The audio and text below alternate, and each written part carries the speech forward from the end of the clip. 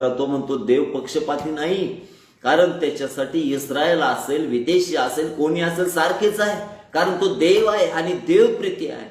ज्यावेळेस त्याने त्या ठिकाणी वचन सांगितलं आणि वचनानंतर म्हटलंय पवित्र आत्म्याच्या सामर्थ्याची उतरी झाली आणि त्या ठिकाणी असणारे अनेक लोक देवाच्या सामर्थ्याने भरले गेले, कारण पेत्राचे पावलं त्या घराला लागले होते. हालेलुया. आणि म्हणून आमच्या घरामध्ये देवाच्या सेवकांचं येणं जाणं असणं गरजेचं आहे. यहोशवाला त्या ठिकाणी देवाच्या सेवकांना देखील परमेश्वराने एक अभिवचन दिलं आहे. ज्या जागेवर तुम्ही पाऊल ठेवताल ती जागा मी आशीर्वादित करील.